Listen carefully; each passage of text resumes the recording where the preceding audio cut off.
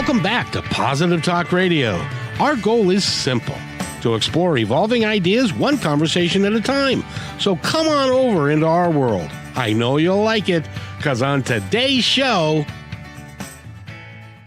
hey, we've got an author. We've got a gentleman that is, he's traveled the world. He's a very, very talented man. And we're going to be talking to him in just a minute. But before we do that, I have to talk to Eric again, because and talk about what we are doing now that we have. As I feel like Star Trek, we're going to where no man has ever gone before. Where are we going? Well, thankfully, it's places where lots of men and women have actually gone before. Otherwise, it wouldn't really be worth doing.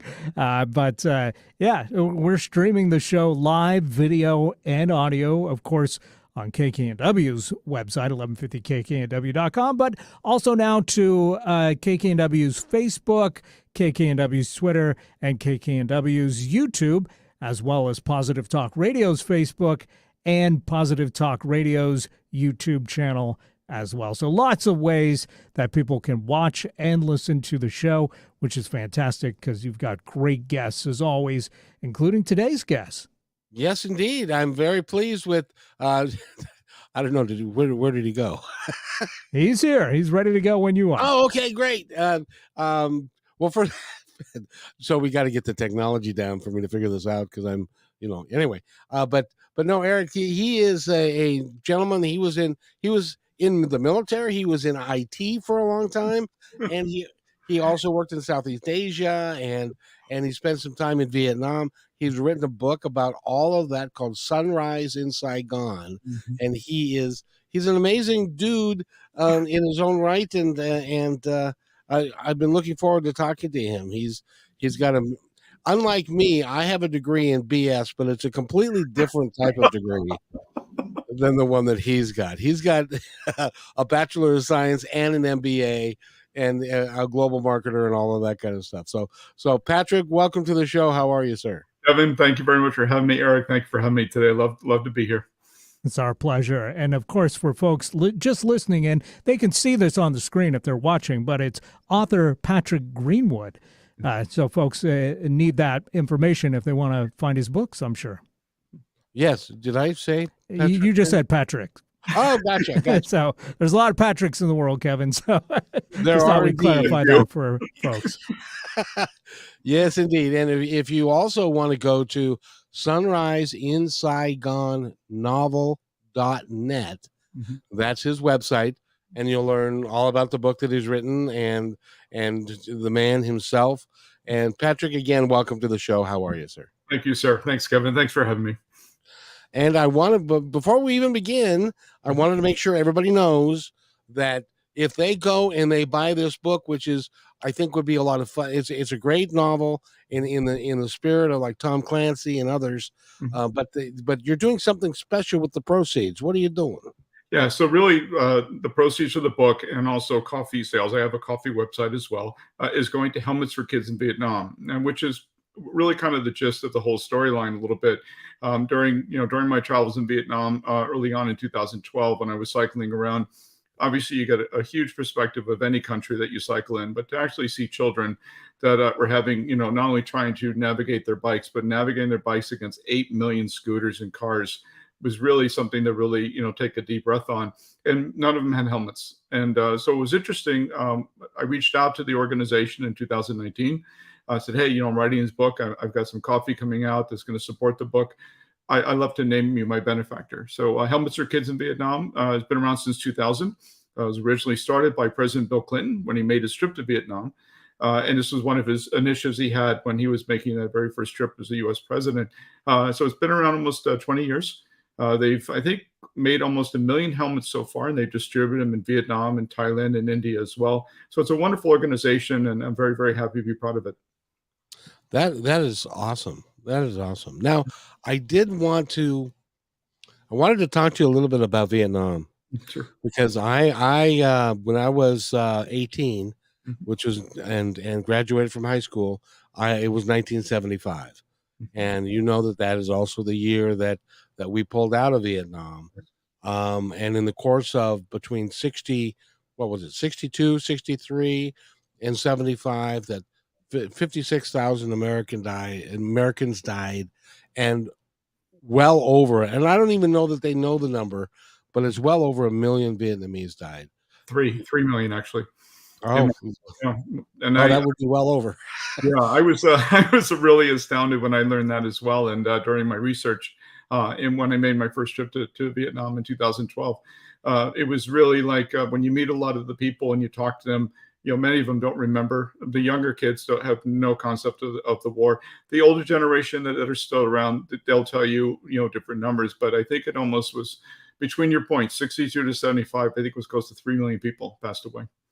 And I would have thought that there would be a sense of a grudge or hatred or something about the United States because of that war that lasted for so long, and the French before that, and they were literally a war for 30 years, Yes. or more. Well, very longer. Actually, China and Japan in the 30s, and then Japan in World War II in the 40s. Then you had the French in the 50s, and you had the Americans in the 60s and 70s. Then you had the Chinese in 78, and then you had Khmer Rouge in Cambodia in like 79, 80.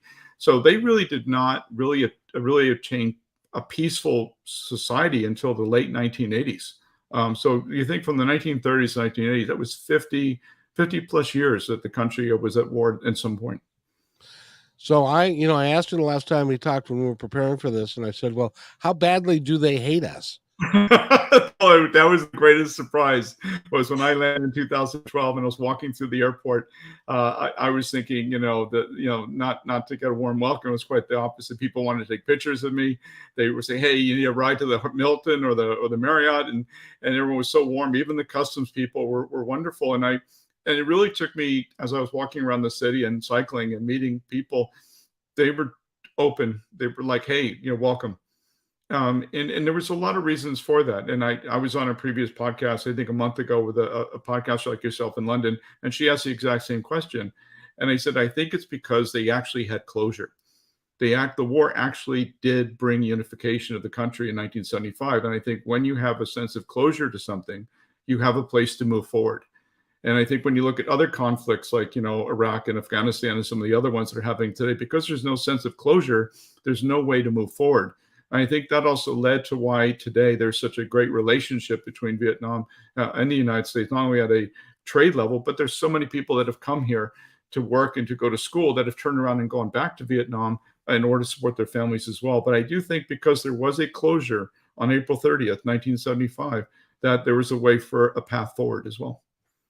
It's interesting because we're going to be interviewing one of the folks that are in your book group, that she came from Afghanistan, and her experience of that was way different than you can imagine, being a female in Afghanistan when the Russians were there, and then I think she was out before the Americans got there. But yeah, she was, and she was on to Canada by then. But yeah, she's a wonderful writer. She has a great book that she got a great journey from Afghanistan to Canada, and Parshu's an amazing writer as well. Yeah, so you are doing some really good work, and but you also were in engineering and in sales, and I'm looking at a picture of you with a bunch of. How tall are you? 6'1". You look like. Do you know who Andre the Giant is? Yes. 7'5", 7'3". Something like that. Yeah. You look like Andre the Giant compared to the people that you are in the picture with. Yes. No. I'm 6'1". That is just, they couldn't be, none of them could have been more than 5'2", 5'3". No, they're very short. Very short people. Yeah, but there was a few tall people there in the north in Vietnam, but most of the people, you're right, were very short. Now, I was just thinking, if they're tall people in the north, could they have been, maybe had an American father kind of thing, and that kind of stuff. There is a lot of, yes, and but the wonderful thing about that is at the end of the war, yes, there was a lot of disenchantment that went on. A lot of the people that were considered half-breeds were alienated in society. Many of them were put in, obviously re-education camps among many people during the first 3-4 years. But what the country recognized, I think, in the early 2000s was what made Vietnam was that everybody came from a different background. Montagnards, people in the north, people in the highlands, people in the Mekong Delta regions. And I think as they started unifying their society, then more and more people that were born to American fathers or French fathers as well, and there was a lot of French mix as well, that they all just became immaculated into the society. And I think when I was touring, I could definitely spot a lot of people that were both types of historical backgrounds. And there was not the animosity, at least in public. There was a lot of that, people that you'd run into in a mall or shopping or even cycling. And it just seemed to be a much better environment for them than it was in the late 1970s. Well, it's interesting because you think that, see, we were never told.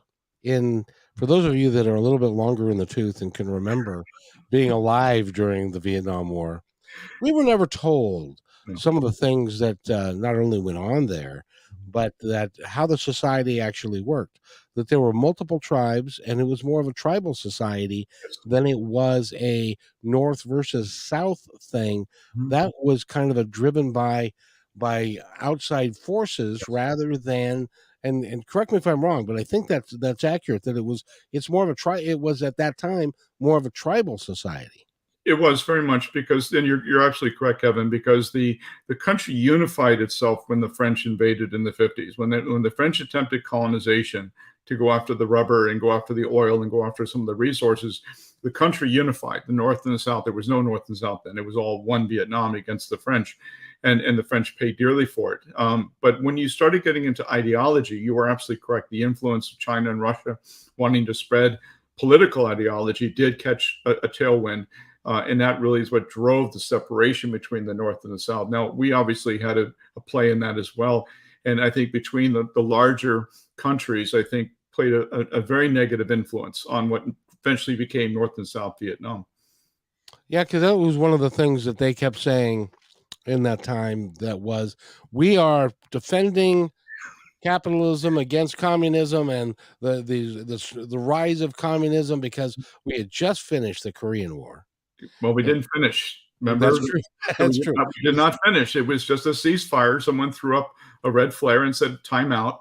And problem is the timeouts lasted, 60 years now. And it goes back to that closure. Vietnam did finally get a closure in the conflict they had with us, and they got to move forward. But you bring up Korea. I've been to Korea many times for work in business, and you still see the DMZ is still there. It's still alive and well. You still have, rockets going this way, bullets going that way. And they're still saying they're not at war, but they really are more of a truce, and they can't move forward until they have some sense of closure as well. And that needs to happen. And, without getting too political here and stuff, because we could go down that rabbit hole a long way.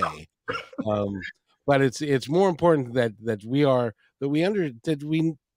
the human condition, we need to understand there's very little difference between a North Korean and a South Korean, or even a Japanese and a Korean. We're all the same people. Yes. And we should all be kind to each other and reflect that. And that's why I love the work that you're doing, the book that you've written, and that you're shedding some light.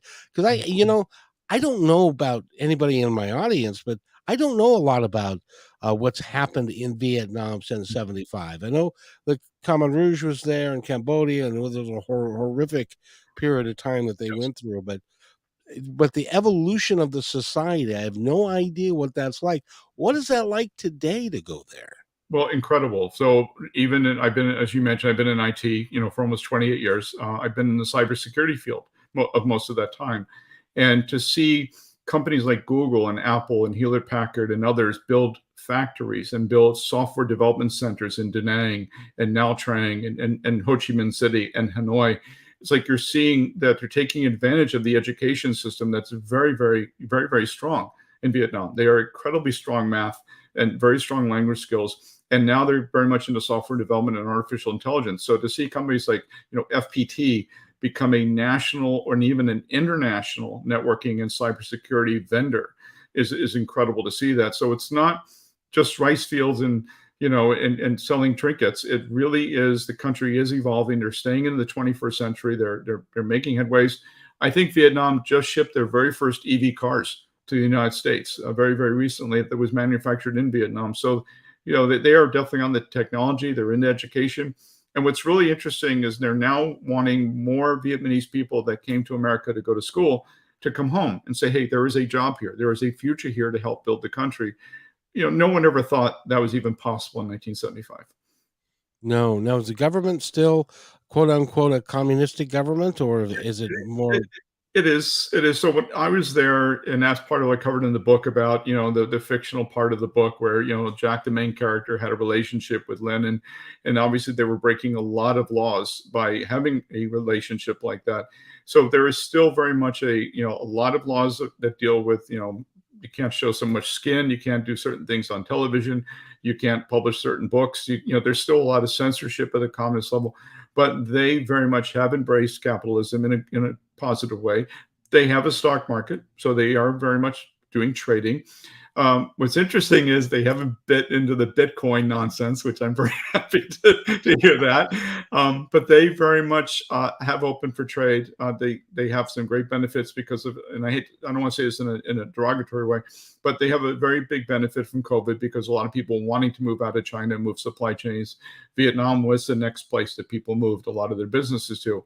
So they are getting a lot of the growth from that as well. But the government still does things that you would expect a communist government to do, but you also are seeing people flourish. You're seeing a rise of the middle class. You're seeing poverty getting addressed finally, instead of it being pushed to the outlying districts and let people sort of find their way. You are seeing the government spend more and more time to look after all of its citizens, which I think is a positive step. I would think so, and also I think the introduction of some manner and form of capitalism Yes. will help, because I think there needs to be a blend, and Yes. I can understand a communist. Well, I can't really understand a communist country because it's all about power and that kind of stuff. But I have no idea how one even works. Yeah. Rather than, I know that somebody at the top gives the orders, and then everybody Everyone else follows. Yeah. the orders. And that could be a dictatorship, that could be anything you want to, because it's not a matter of, once you introduce capitalism, I thought communism was that everybody was equal and everybody shared with all the resources of what the country produced together and stuff like that. It never works out like that. No, that's the selling. That was the brochure on the way in. That's not the ebook on the way out. No. And I think many countries that have faltered, like Venezuela and Cuba, that have tried to stick by the original blueprint, realize that no, you're crumbling your society. But what makes Vietnam very, very appealing is it's a role model for countries that say, look, you can have your communistic ways, but you need to embrace and endorse Westernism in some form, and they have. And they've done it in education. They've done it in public assistance. They obviously have done very well at adapting to tourism, and of course, manufacturing, and of course, now getting into the IT side of things in a very, very big way. I mean, when you have Microsoft and Google and Apple and Cisco showing up at the door saying, we want to have a presence here, it does speak volumes to how the government has done very well for itself. By the way, we're talking with Patrick Greenwood. He is an author. He's also an IT guy, and I cannot let this conversation go on without talking about you being an IT guy, and also the newest thing that's out there, which is called artificial intelligence. Yes. Where are we going with this stuff? Well, so great question. One of my things I do every day is I actually write blogs for clients. I'm actually a freelance blogger. And I work currently for about 9 customers worldwide. And I would say 60% of the articles I write is about how artificial intelligence and how it's relevant to what these clients are either building, supporting, or they're using internally. Now, artificial intelligence, the whole real gist of it, no matter how you slice and dice it, it's really about taking large amounts of information, processing the data, and coming back and saying, this is what we think is going to happen. We think, based on all this analysis and stuff we're doing and all this chopping up the numbers and bits and things, we think this is the trend. This is the likelihood. Someone goes into a store at 5:00 p.m., they're going to buy beer versus milk. That all came about through artificial intelligence. Now, artificial intelligence, the reason it's getting a lot more praise is that it's now evolving from being not just simply telling you the guy's going to buy beer, but it's going to tell you the likelihood of this guy buying Budweiser versus Miller.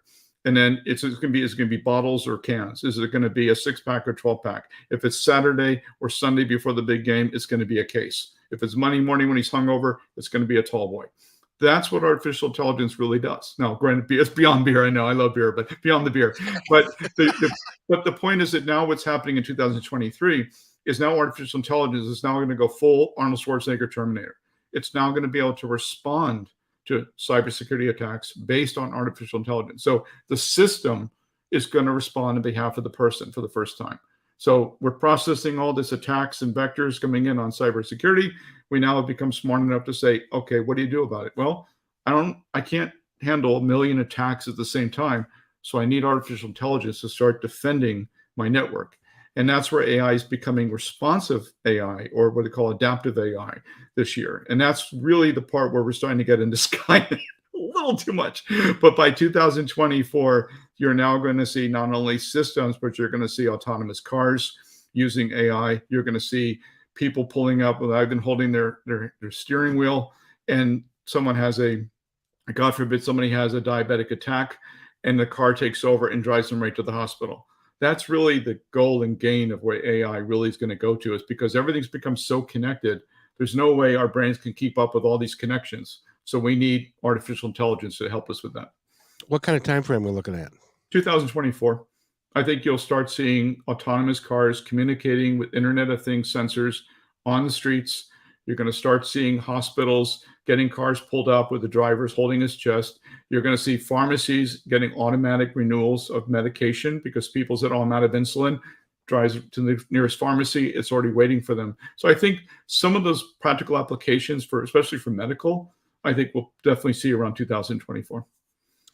There is a company, and I'm not going to give out the name because, quite frankly, they opened up at the end of last year, which would be 22, and they've already crashed their servers because of the number of people that are trying to buy this product. Yes. And this particular product is, and now correct me if I'm wrong, if this is how it works, is that you ask you ask this question or any question that you want an answer to.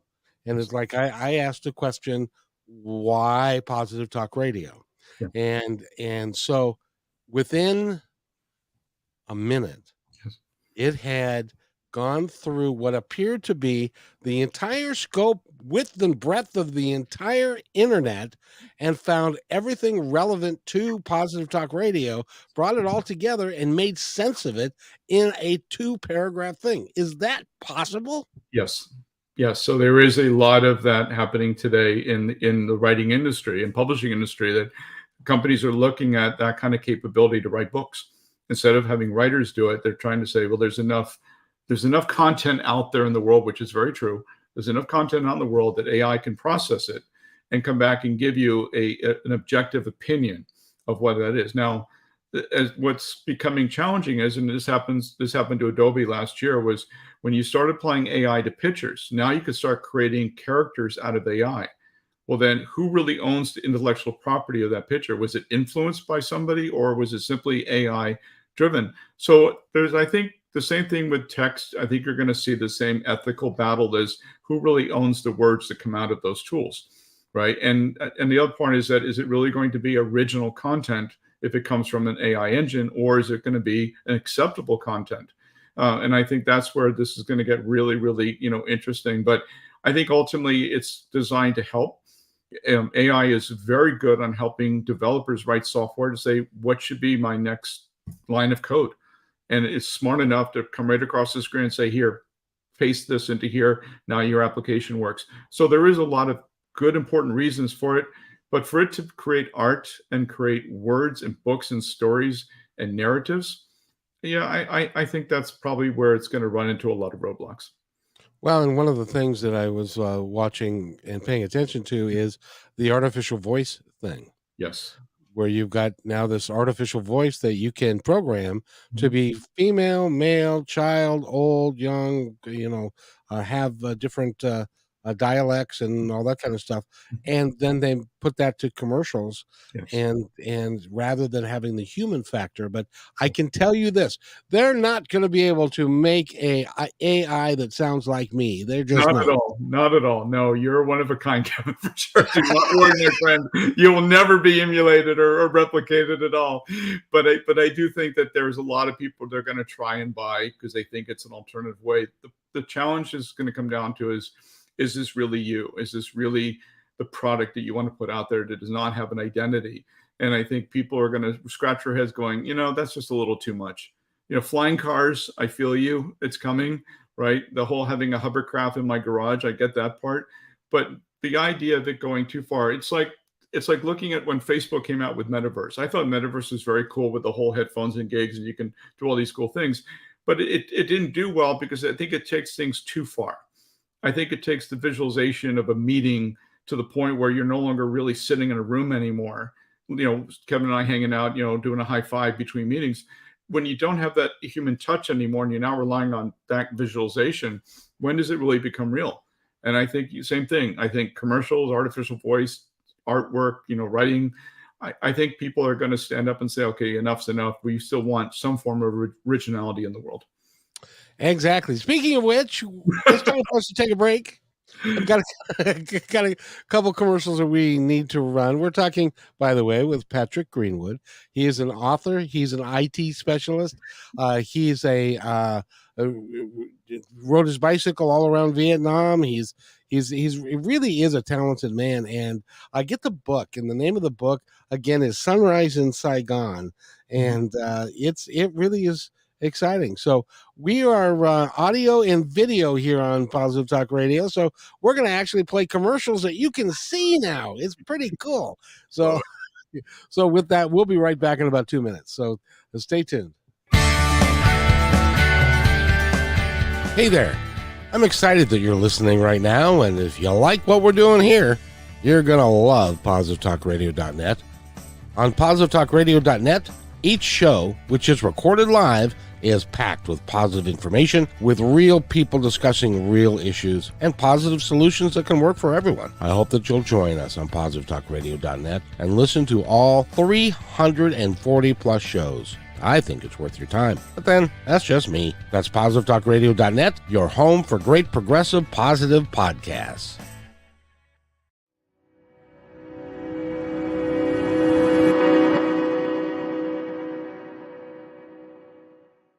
When you want to say more than words communicate, you can with flowers. Your custom boutique floral studio in Bothell, Washington is anaturaldesign.com, connecting you to nature through the language of flowers. Where your people are is where our flowers are beautiful. Your success is our goal. anaturaldesign.com at your fingertips today.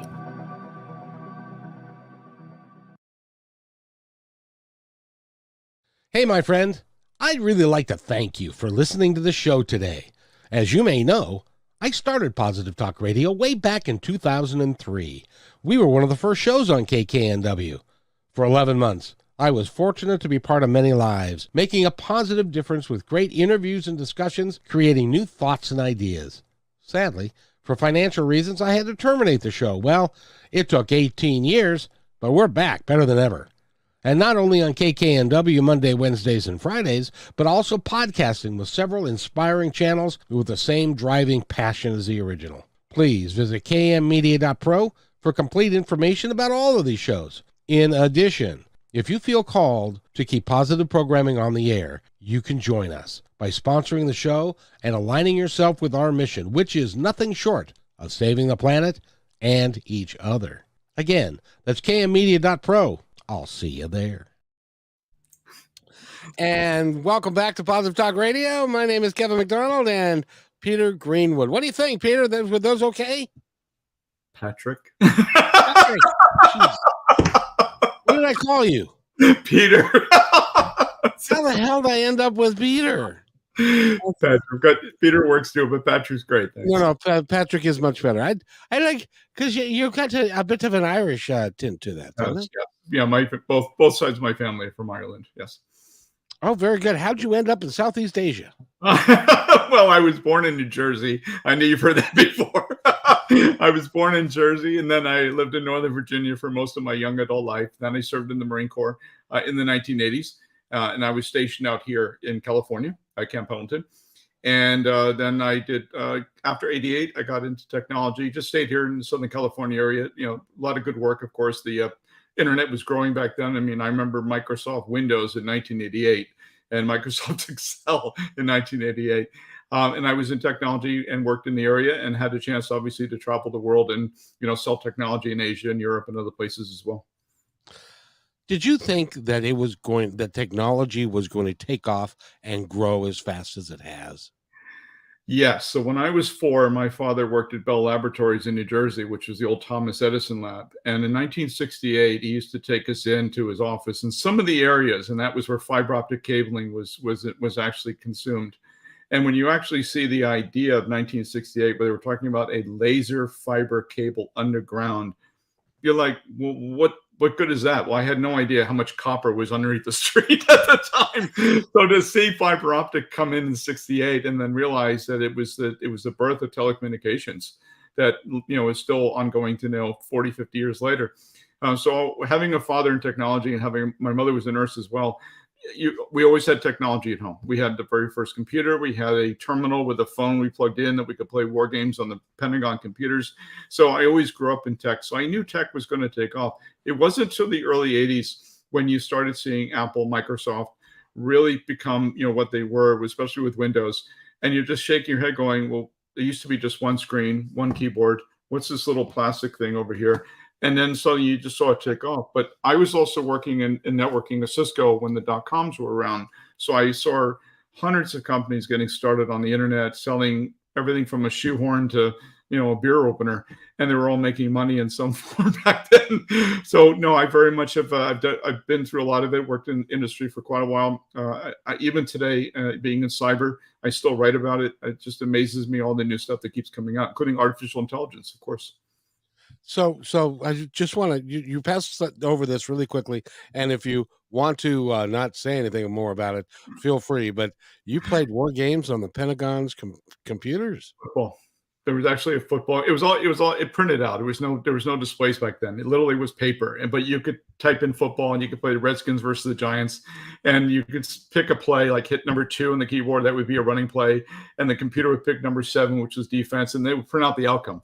Like John Riggin ran for 46 yards, and that was it was fascinating. But this was all done over taking the handset or the phone from the wall that my dad had, plugged right into the back of the terminal, and he punched in a bunch of numbers, and suddenly we're connected to the Pentagon to play games. Now he obviously had other stuff he was doing, which I didn't know, but the idea was he had because it was my brothers and I, and we're sitting there playing on this terminal, and we ran out of paper because we were playing so much football in it. But yeah, no, that really was something. So when I grew up and had exposure to technology early on, it definitely influenced me, particularly in the military, to really stay close to technology.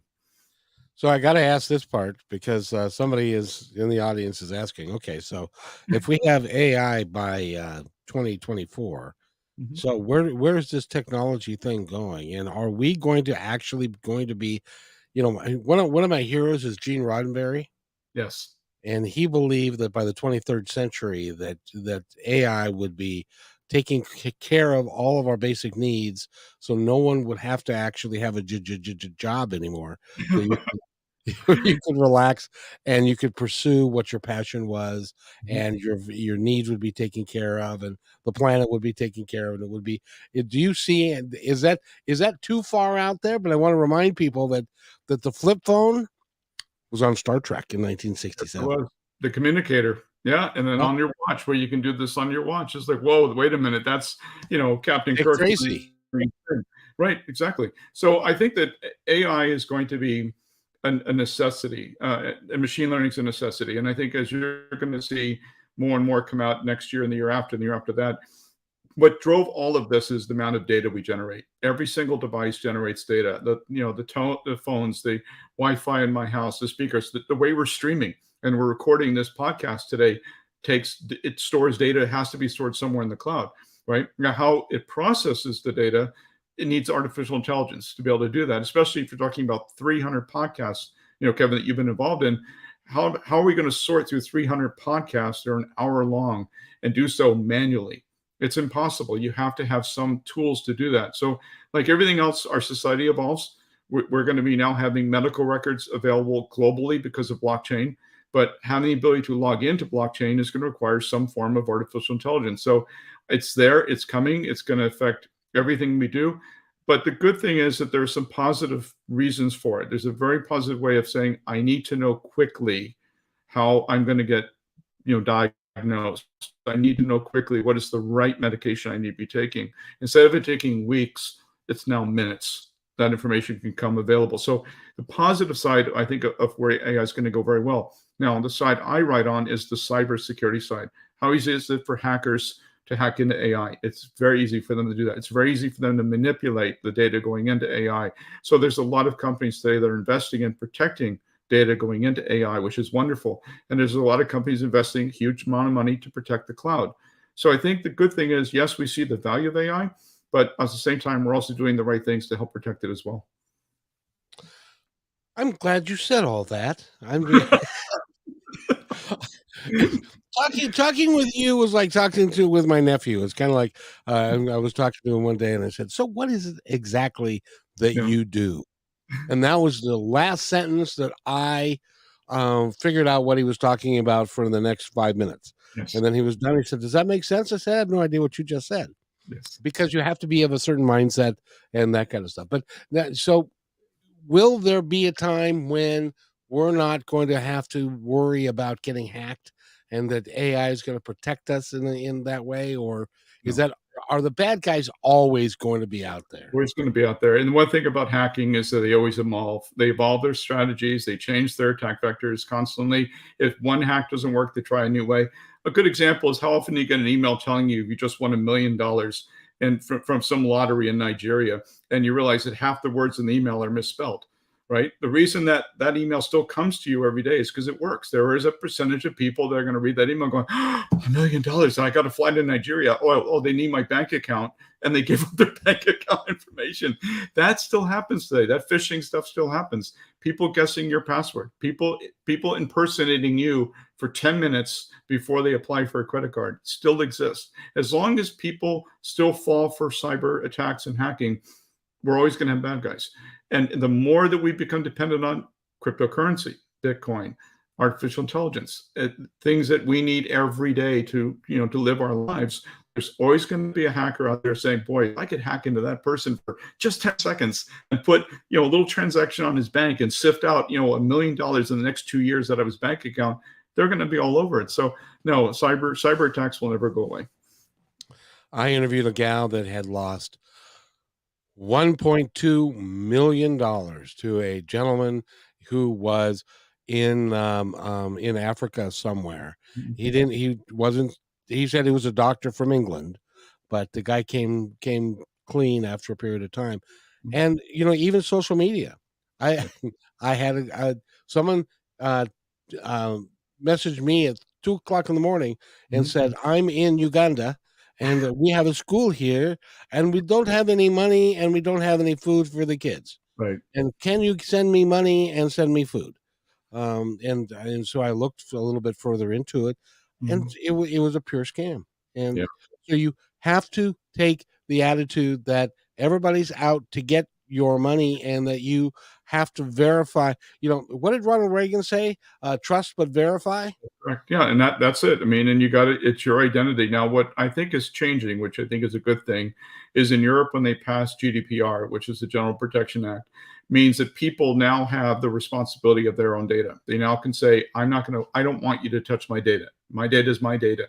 That type of privacy is going to keep going. It's going to come here in America. It's going to be in other countries as well. So the ability for us to know that we're going to choose where our data is going to be stored, who can access it, so someone doesn't sell my data to Facebook or some other company to say, hey, my data is now being used for political reasons.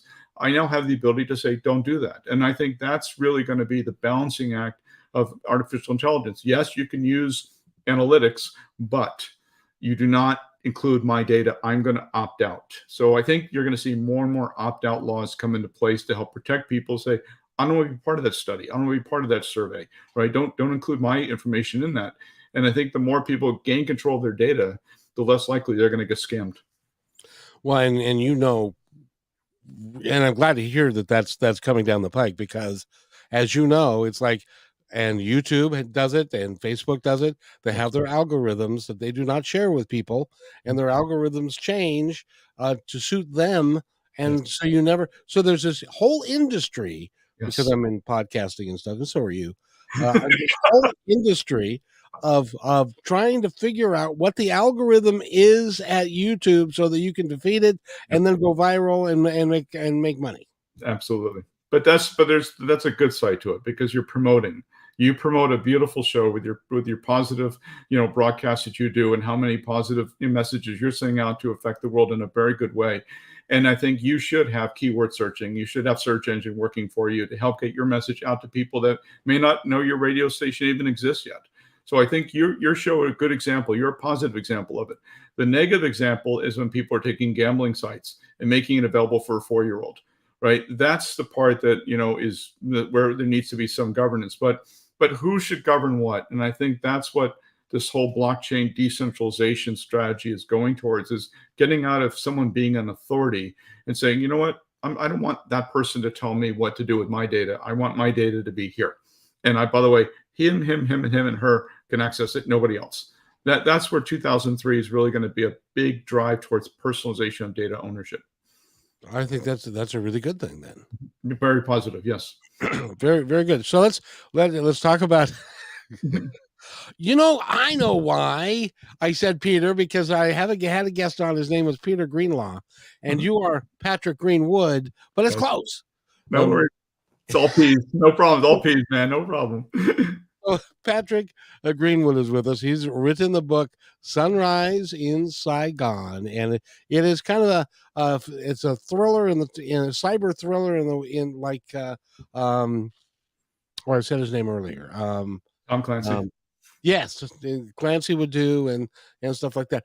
Do you have another book in the works? Yes. So Sunrise in Saigon, which is this one here, actually was released on November the 30th.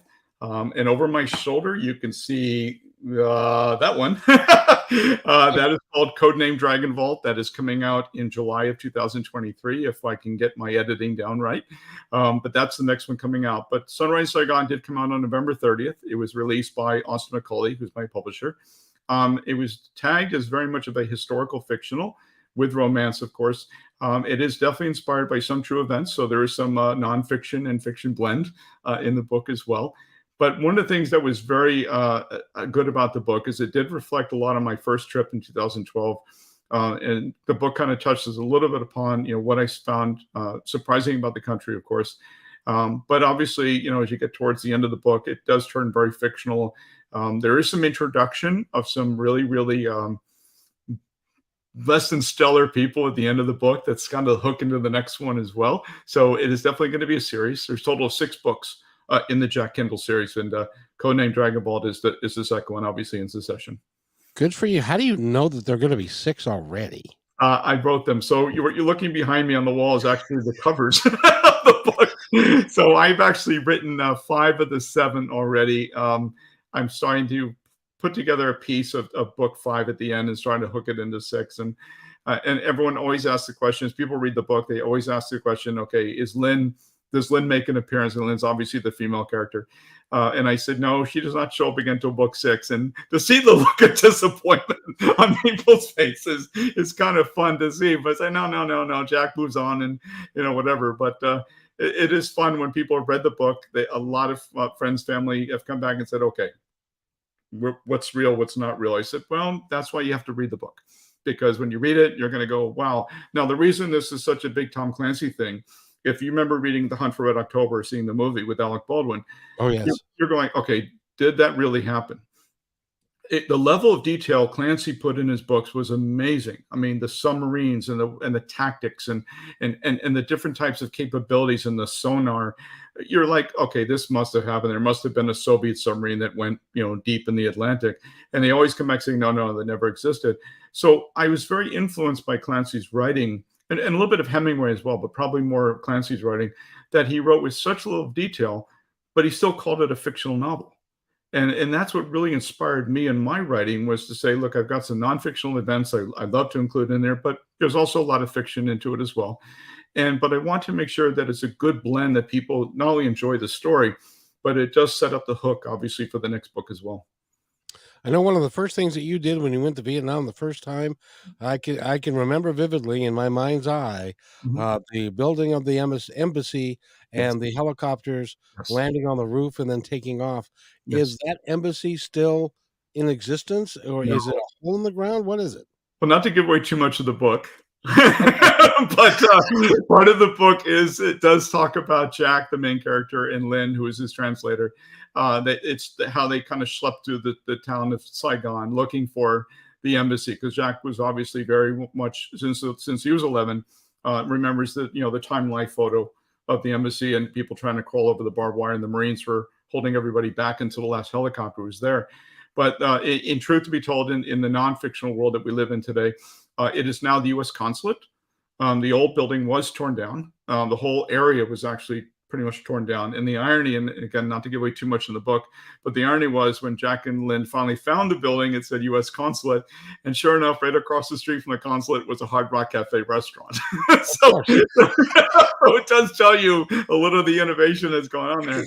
But in the book, it does talk about the journey of and that's why when I wrote the book, when I signed the book and I pen it out to people to thank them for reading it, I do say enjoy the journey, because the book is very much a journey from, Jack's life, and Jack turning his life around, going to Vietnam, and then life after Vietnam, and then things he wants to do to make himself having a better life. And it really is about that journey that we all have in our heart, that we always said, God, I wish I would have gone to Tahiti when I was 40, or I wish I would have taken this job. So the book very much ties into people's choices in life, and saying, I should have taken that journey. In this book, on the fictional side, is that Jack made the decision to make that journey, risking a lot of his personal and obviously his health, to make this journey. And obviously, obviously the outcome is the way the book ended. And I love that aspect of the book, because what we don't want to do in this life is to end it and have regrets about not doing the things in life that are important. Yes. And loving your family, taking care of people, doing all of those things, those are really important. Now, I had to ask you, because I generally don't know, and I'm pretty historically aware and stuff, but do we do we have diplomatic relations Yes. with Vietnam? Oh, absolutely. There's an embassy in Hanoi, and there's a consulate in Ho Chi Minh City, which is what Vietnam, or Saigon, is now known. And yes, there is a lot of trade. There's a lot of westernization, and not only us, but when I was there, I stayed at the Renaissance Hotel in District 1 by the river. Very beautiful hotels. It looks like the marquee in New York Times Square. It's designed exactly the same way. It has the atrium and everything. It's an amazing hotel. But you heard German, Russian, French, Italian, Spanish, Portuguese. You heard languages from all over the world: Japanese, Korean, Filipino. You heard all these languages, in the hotel. So it is definitely an international place, not only for commerce, but for tourism as well. Well, that's pretty awesome. Now, did you make it all the way up to Hanoi? No, not quite. I did actually go the other way. So my first cycling tour, which again I cover a little bit in the book, starts in Saigon, or Ho Chi Minh City. We rode all the way to the Cambodian border, which is true. And then we went down in the Mekong Delta and rode around the entire Delta region. Then we kind of came out to the southern end of Saigon through one of the districts. But Saigon has 13 districts, and I actually cycled through all 13 of them during my time. So I did a lot of street riding, and I actually, in real life, I filmed it with a GoPro camera, and I was weaving in and out of cars, scooters, traffic, and that also is what inspired, when I found out about, helmets for kids. Right. It's these things that are manufactured in Vietnam for kids. They have my logo on it. My cycle rider helmet logo's on it as well. But to actually cycle, obviously, I had a helmet on. I had my GoPro camera going crazy. But to look around to see children that were just like braving themselves, dodging cars and dealing with all the 8 million scooters, really inspired me. So not only did I enjoy cycling in Saigon, but it was absolutely an eye-waking experience as well. You are a special dude, I do have to tell you. Thank you. And Patrick Greenwood has been our guest, and he's an awesome guy, and I want to thank you for shedding some light on what's the coming as far as AI goes, and that's artificial intelligence for Artificial intelligence, it's up you there. know, and stuff, because it's when you think about it, and I was born in 57, Mhm. and the things that have happened in my lifetime in this world are amazing, and now we're going to go to the next level. I got to ask you, do you think that we will ever have a food replicator like they do in Star Trek? No. Oh, No, I don't think so. I think humanity wins. It wins at the end of the day. But no, I don't think so. At least I hope not. No, but I don't think so. okay. Well, that's it. How about transporters? Will we be able to send our molecules all over the galaxy? Yeah, but the first time somebody gets lost, somebody will get food. So no, I don't think we'll be transporting ourselves. I think there's enough. The funny thing is, and I love the way you're talking a lot about Star Trek, and I was a huge fan of Star Trek as well growing up. I remember the pilot, of course. If people don't remember who Christopher Pike was, they never saw the pilot. But even Right. the pilot, with the fake guns, you're like, okay, where's there ever going to be lasers? Now the Navy has lasers on the ship shooting down missiles. So I think Gene Roddenberry was very visionary in so many ways that we can always say thank you to him. But I do think that humanity is going to look at everything and go, okay, cool, but.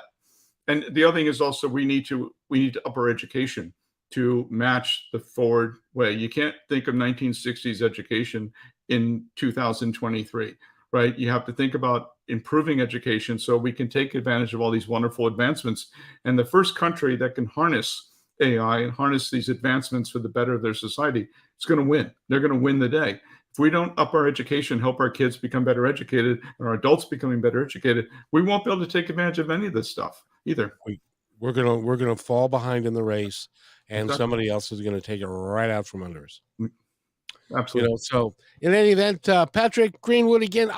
Before we go, Mhm. you have a podcast. Yes, Tell I me do. about your podcast. Yeah, so I runs it on Saturdays at 10 a.m. It is called Writers on Writers over at Triple Espresso. I have writers just like yourself come on. We talk about the books. We talk about what their projects they're working on. It allows the writers to come on and just talk about anything you want. And I've had some wonderful writers. In 2022, I had almost 20 writers come on, talk about their book releases, why they wrote it, what kind of blogs are they, supporting. And all of us talk about marketing. How do we market our books? How do we get into right podcasts? And the opportunity to be on your show today, Kevin, has been an absolute honor for me. And I thank you for helping writers like myself get on and get our word out about help promoting our book as well. It is humbly my pleasure to be able to help you, because I don't know how you guys do what you do, but I applaud what you do, and I really enjoy it. Now we've only got like 2 minutes left, so I want to give you the opportunity to tell our audience that's listening today and those that will be listening in the future anything that's on your heart that you would like them to know. I hope they love the book. Sunrise Saigon is available on Amazon.com. It's also available on BarnesandNoble.com, Walmart.com as well. Anywhere and anywhere that you can buy a book, you can definitely get the book as well. It is about life's journey. I hope that you enjoy the book. Please leave a good review on Amazon. That's how writers always get recognized as well. But more importantly, the book is supporting Helmets for Kids in Vietnam. I raised almost $2,000 last quarter just on selling coffee and also selling books to help. And my goal this year is to provide 1,000 helmets to these kids as well. But no, please enjoy the book. And if you have any questions, go to my website, Sunrise in Saigon, novel.net. You'll definitely see my movie trailer up there as well. It's a really nice movie trailer, by the way. Thank you. Yeah, I've been getting a lot of praise from it. Yeah. And by the way, your podcast again is called Writers on Writers over at Triple Espresso. And you sound like, when you're talking just on a regular basis, you sound like you've had a triple espresso. Oh, several. Actually, I did. See, I actually have my little coffee mug here, and I have my coffee brand here. So if you want coffee to support, it's from Cycle Rider, 3 espresso.com. And you can get it online. Is it on your Absolutely. website? Absolutely.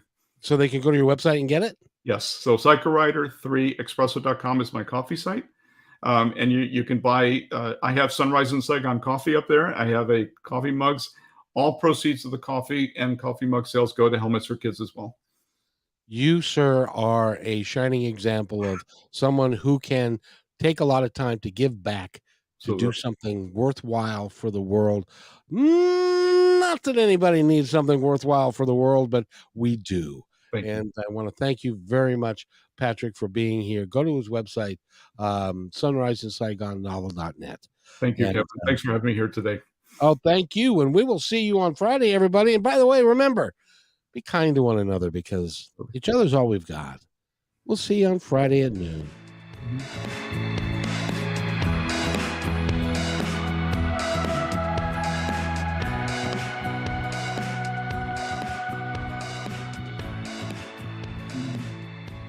And Patrick, thank you. Thank you, Kevin.